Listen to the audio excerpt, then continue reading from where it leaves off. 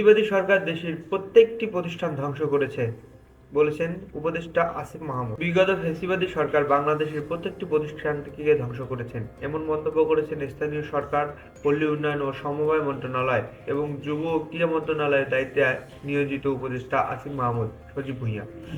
একই সাথে তিনি বলেছেন, এখন রাষ্ট্রের এই সকল সমস্যার সমাধানের কাজ করছে অন্তর্বর্তীকালীন সরকার।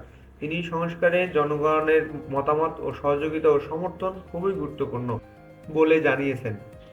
বুধবার দুপুরে পঞ্চগড়ের আটোয়ারী মডেল পাইলট উচ্চ বিদ্যালয় মাঠে উপজেলা প্রশাসনের আয়োজনে জুলাই-আগস্টে নিহত শহীদ পরিবারের মাঝে আর্থিক সহায়তা প্রদান ও দুস্থদের মাঝে শীতবস্ত্র বিতরণ অনুষ্ঠানে প্রধান অতিথি হিসেবে তিনি এসব কথা বলেন। উপদেষ্টা আসিফ মাহমুদ সজীব ভুঁইয়া বলেন, আপনারা জানেন সংস্কার কমিশন গঠিত হয়েছে এবং এই কমিশনের যে সময় ছিল তার ৩ মাস প্রায় ফুরিয়ে এসেছে। তাদের যে প্রস্তাবনা ছিল তা সরকারকে দিবে, সরকার সেটাকে স্টক হোল্ডারের সাথে আলোচনার মাধ্যমে সংস্কার কার্যক্রম এগিয়ে নিয়ে যাবে। আমার আহ্বান থাকবে, আপনারা আপনাদের মতামত, সহযোগিতা ও সমর্থন দিয়ে স্বাধীনতার বিরল সুযোগকে কাজে লাগান।